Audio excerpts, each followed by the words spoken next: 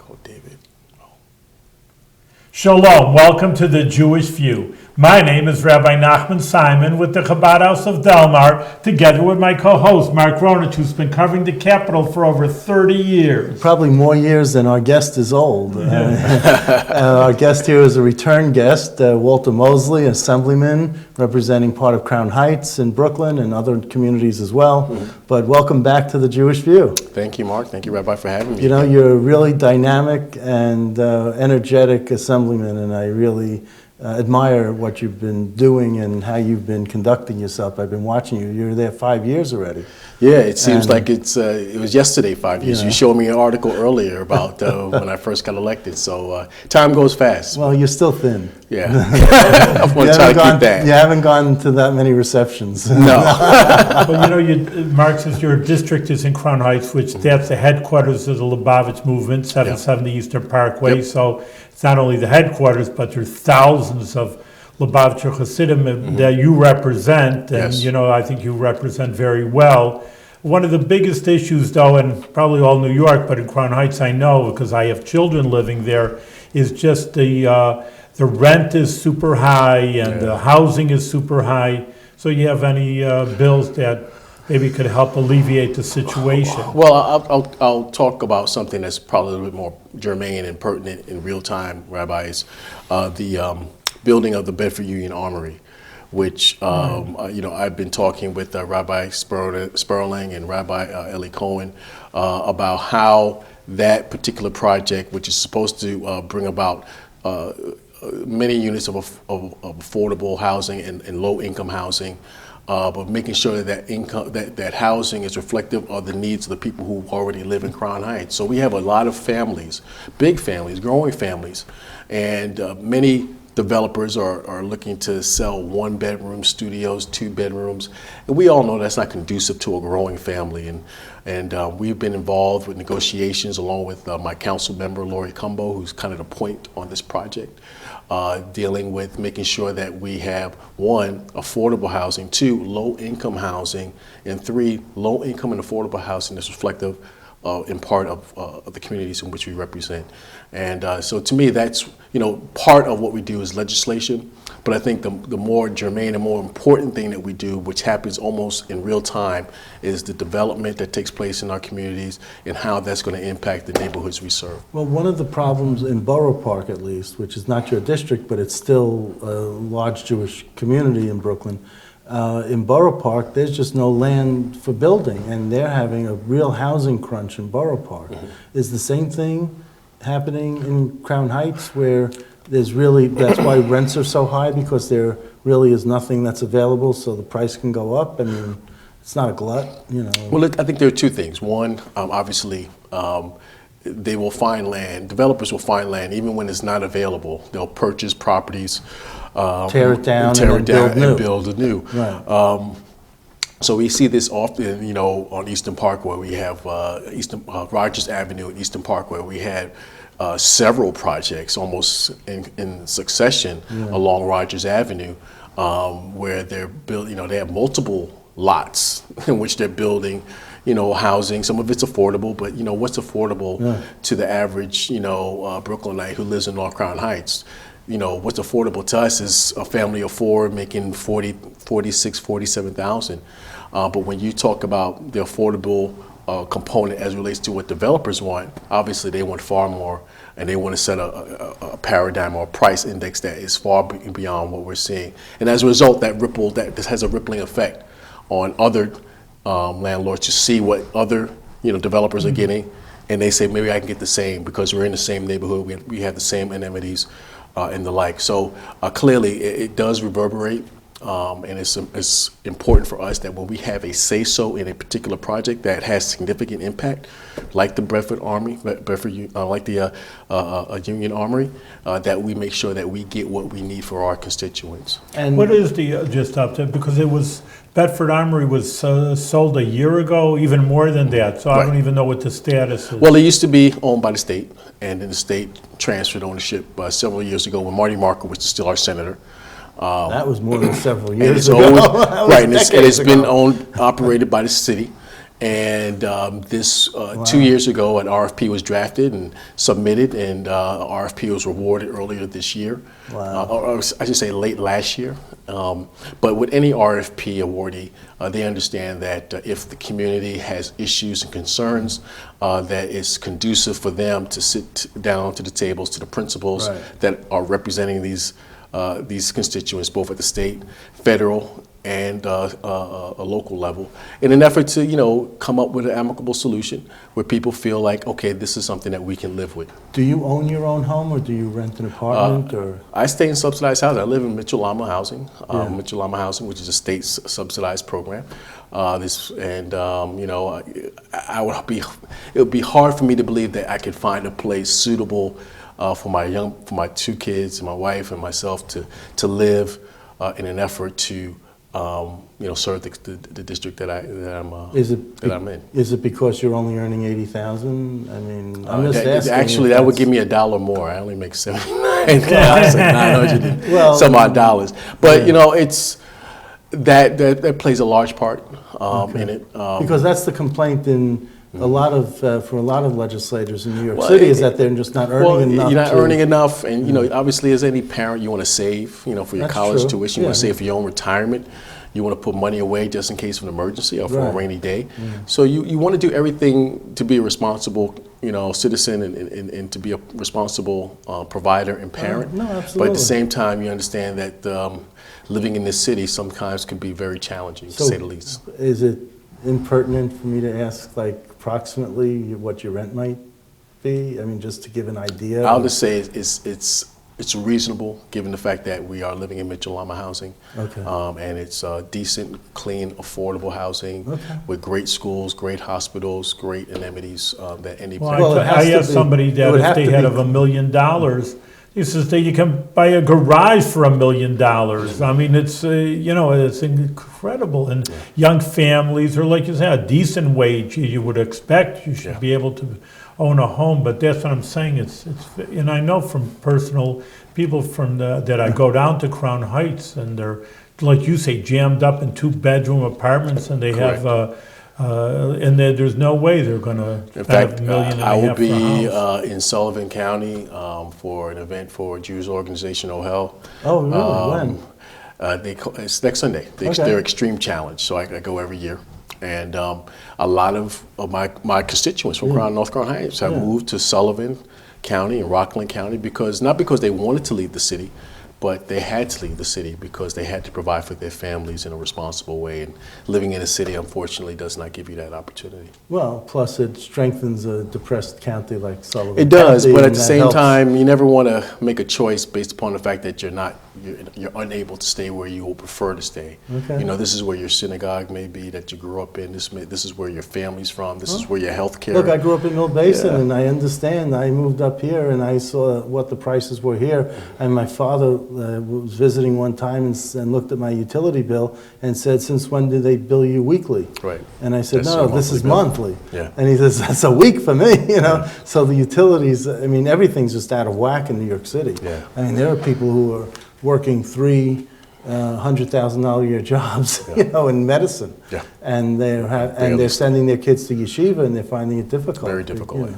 So I understand that. So how old are your kids? 2 and 10.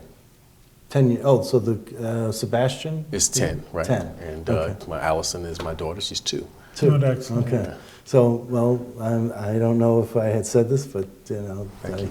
wish you all the best to having appreciate good that. health for your children. And Thank you. And Thank your you. wife is living in Brooklyn now, or is she Yeah, still but in Miami? No, she now works in Bergen County. So she stays in Bergen County during the week, but obviously she lives in Brooklyn. Because she did work in Miami. When Yeah, I she was first got elected, finishing yeah. her residency there. So Okay, so what yeah, does she do?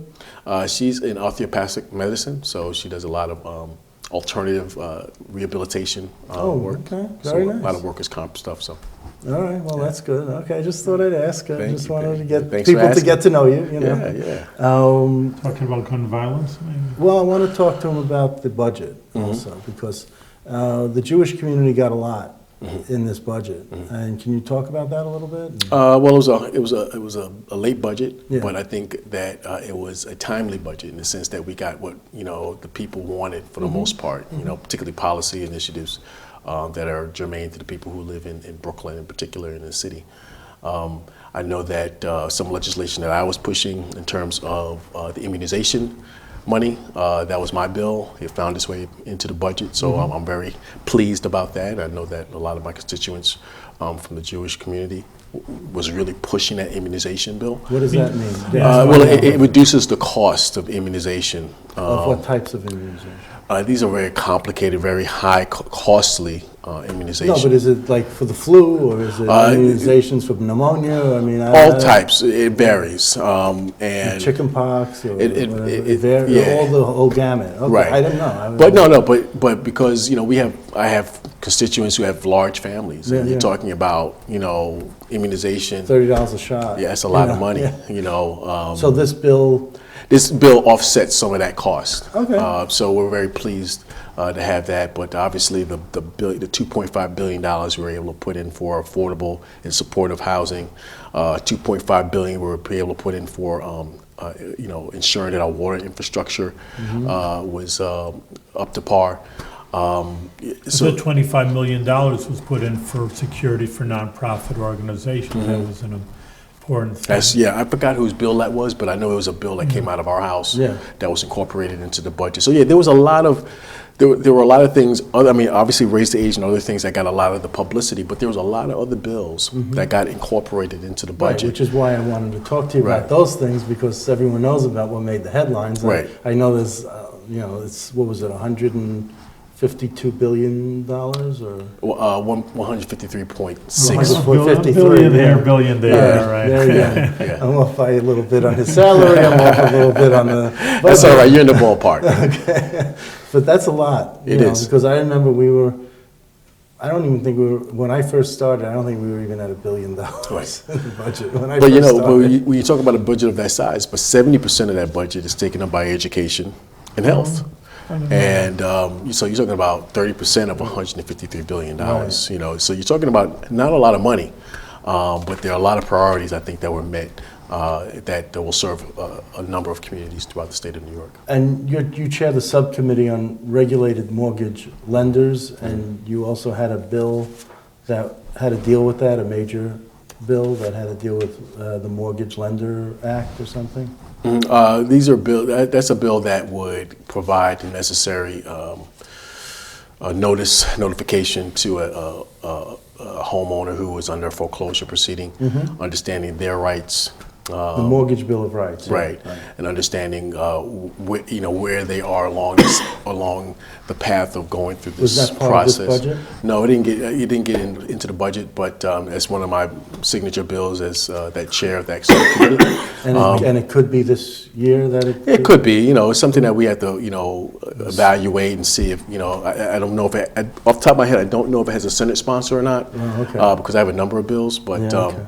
We'll see if it's a priority of ours to push this session, or if we just wait and get a Senate sponsor over the summer. Well, something else you're pushing this year is gun violence prevention. Today's gun violence prevention. Tell us about it. I mean, who could be against preventing gun violence? Who could be for gun violence? If you're not for preventing it, are you for it? Well, today is Gun Violence Awareness Day today in Albany, and we're not aware enough. And there are people to be aware of. There are people who understand that their sole objective is to try to overturn major provisions within the New York SAFE Act, which was passed in 2013.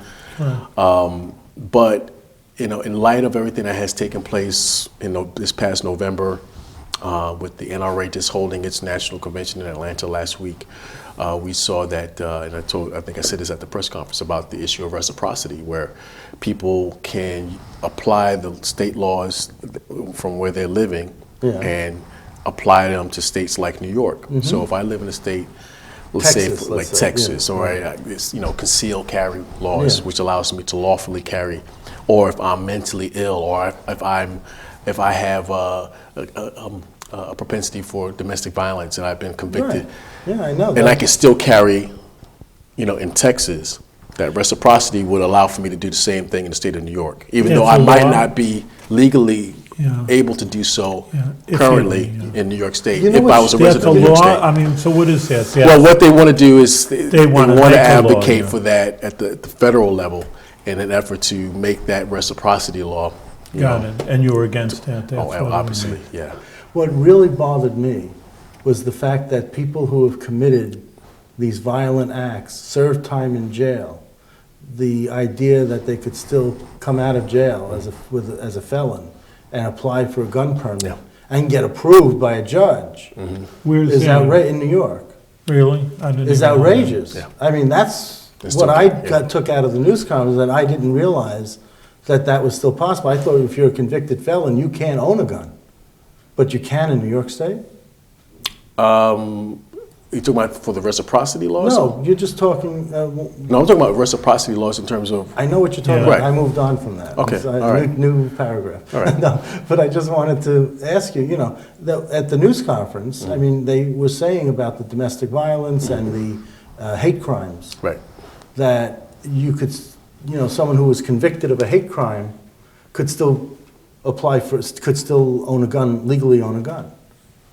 Isn't that what they were saying? Well, I remember I came to the press Late? conference late. Okay. Remember, so I came towards like the middle But of I the thought end. that was part of it, where they were talking about hate. Were you there? You weren't there for the No, I hate was crime not there for discussion? that. Okay. No. So they were saying that with hate crimes and domestic violence, that you could still own a gun if you were convicted of a hate crime or domestic violence, that when you get out of jail, that, they don't want that this group of legislators are trying to prevent that from happening. The group of legislators at the press conference? Yes, yes. That they're trying to prevent it. Prevent hate crime convicts and domestic violence convicts from owning Well, a gun. the one thing that we always look at, and I'm a part of a group that works on Yeah. gun violence year round, is that we understand that, and in particular this bill, the SAFE Act, it wasn't a perfect bill, but it's a bill that we continue to amend, continue to make changes to, we continue to review in an effort to make sure that it's meeting the needs and desires of the people who live in the state of New York today. And we've had a multitude of amendments. And we've had a multitude of amendments on both sides of the aisles that have been brought up, and some of them have been acted upon, some of them have not. But we understand that this is a comprehensive piece of legislation or law now, and we understand that it's a growing, organic piece of policy course, yeah. that will always need constant review because technology is continuing to change, innovation continues to change. So What about the micro-stamping? that's the issue that Casings, I remember. shell casings. I remember. I think at that time, Senator Eric Adams had brought. That was one of his bills. Right, now Ellen Jaffe's carrying it. And it is a bill. Again, there are certain bills that we would love to pass in the Assembly that would apply to the SAFE Act But is that- indirectly. But when the SAFE Act was something that the governor, kind of championed. Yeah. And we had willing participants, obviously, then No, Sheldon but Silver. what I'm asking is, this package of bills, Most of them we'll pass them out of our house. right, but is it to amend the SAFE Act? Some of them are, some of them standalone. Some are standalone, Right. right. And I thought the micro-stamping was the standalone. It probably is because it doesn't have to do with the possession of a gun. It has to do with the micro stamping of shell casings, casings. yeah, right. Okay, here's something I didn't know about you, that I found out about, that you served as a special advisor and external relations specialist for the New York State Senate Minority Conference. Right. And that you were senior advisor to the Assembly's Deputy Speaker. Right. So who was the Assembly's Deputy Speaker? Was that Arthur Eve? Or- No, that was Clarence Norman. Oh, he was after, okay, that was after Arthur Eve, right? I would assume so, yeah. Okay, you would assume so, why, you're not that No, old? I didn't. I knew Arthur held positions, but I didn't Okay. memorize his So, positions. that was under Clarence Norman? Correct. Okay. And in the Senate Minority Conference? John Sampson. Oh, okay. All right, interesting. Mm-hmm. I, no idea. So you actually had some idea of the inner workings Yeah. of the legislature before you got elected? Certainly. Yeah. Oh, okay. All right. Well, I don't know how many other people in your district know about that, but, I thought I'd bring it out as at least trivia. Enough. Yeah, okay, enough. Okay. You don't want any additional people to know. Okay. One other thing, raise the age. Were you a big supporter of raise the age? Tremendous support of it. Why is it? Why? One, it's kind of, I know we celebrated it, but I think it's shameful that New York is the next to last state to be treating 16 to 17-year-olds as adults when they should be treated as children, Because their brains are not Well, not mature if you enough? think about what you did as a 16 to 17-year-old and some of the things that you got yourself into, obviously, you will want to be treated, fairly. And this does not make us say that, we don't recognize that 16 to 17-year-olds, just like a 17 to 18-year-old, can commit a violent crime. But for those who did not commit a violent crime, did not commit a crime using a gun, did not commit a crime with a sexual orientation to it, that those individuals should not be adjudicated as an adult. They should be given an opportunity to get the resources, to put them on a path of not going to a jail manned by men for men, but putting them on a path where we have a particular youth part within criminal court in an effort to make sure that they pay their debt to society, but we don't want that debt to become a burden for the rest of their lives. And that's what we've seen in so many people who have been adjudicated as So adults. what's with 16-year-olds that make that age? Because such a turning point in someone's life, because you have a bill that you'd want to see 16-year-olds be able to register to vote. Mm-hmm. And so I'm just saying, 16-year-olds, if they commit a crime, you say that they should be handled more gently than a hardened criminal. They shouldn't be on that path to interact with more hardened criminals, and I understand that part, but they're also intelligent enough to choose who to vote for. Well, remember, we're not talking about a huge number of 16 to 17-year-olds statewide. I think, the four categories that we are looking at in terms of defining if a child goes to a youth court or criminal court is at the most like 800 crimes annually, roughly. Okay. So, to me, obviously we can't punish all 16 and 17-year-olds because a small fraction has, broken the law or run astray.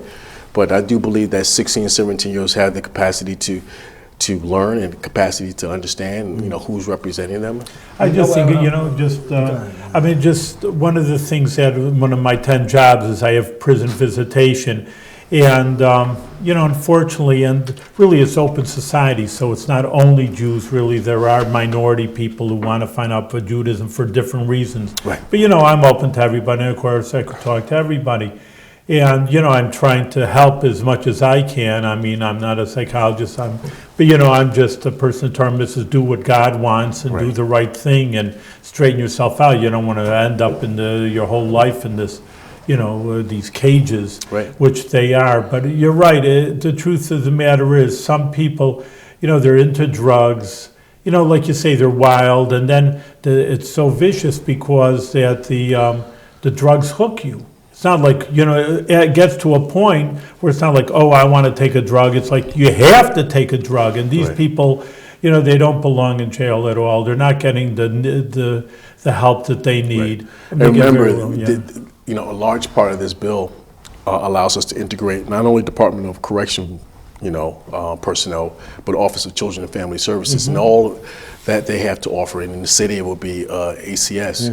So and everything that they're supposed to give to the young people, as opposed to just exposing them to Department of Corrections and what limited resources they have. Don't get me started on ACS. I'm sorry. I wanted to ask you. You had going back to the gun issue. You had a personal story that you really didn't get into at the news conference you started to. Could you talk about that a little bit? Oh, it's just, I think the vast majority of people who live in the city, unfortunately, can probably indirectly or directly talk about an experience of gun violence. And in my family, we're no different than any other Brooklynite. And my mom's only brother, was shot several times in Brooklyn, in central Brooklyn. And unfortunately, was paralyzed and blind, and lived like that for like 20, 25 years.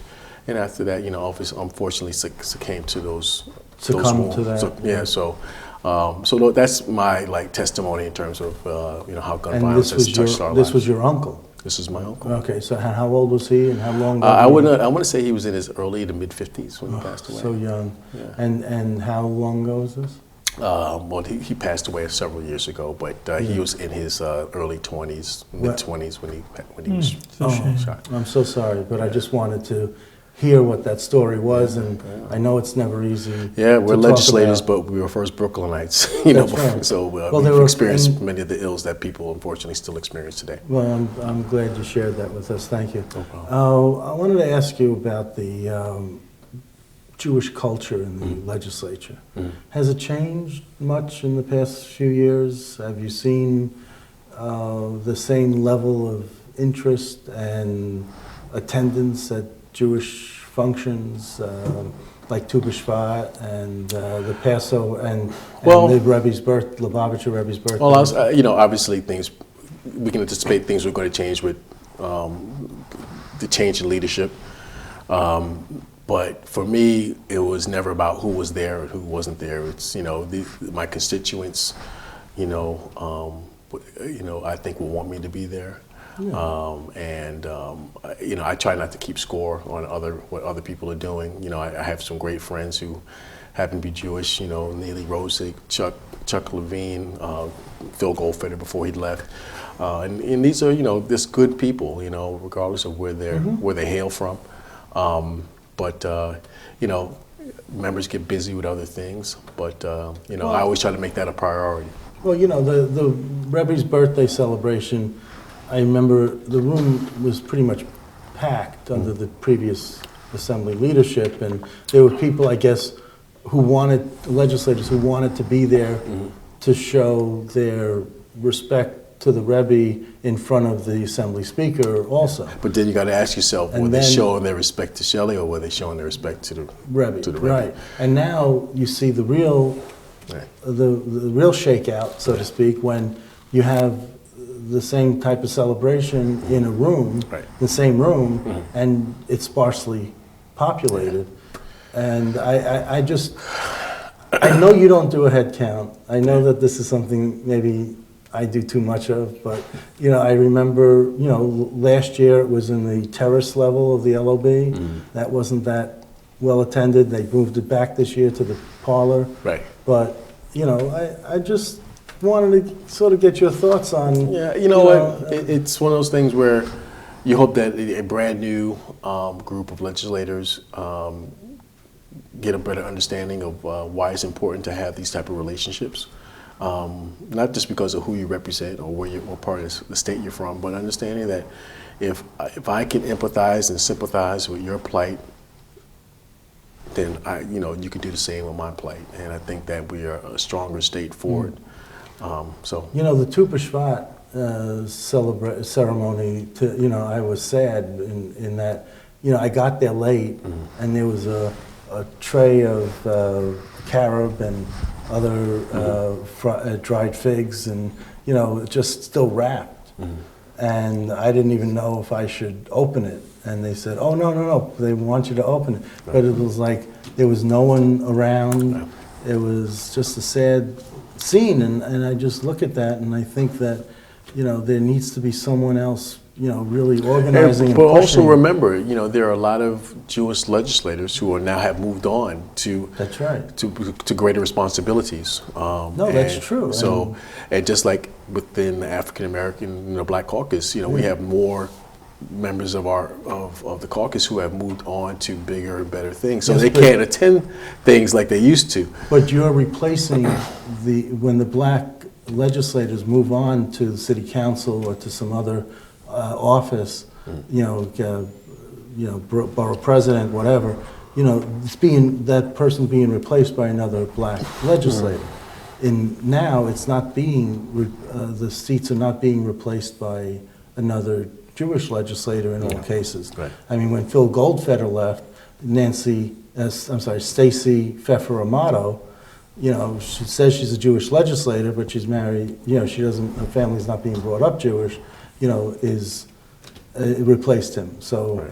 but there's all sorts of other examples, Yeah, Carl Kruger seat. Rhoda Jacobs Rhoda seat. Jacobs seat, yeah, Shelley Silver seat. okay.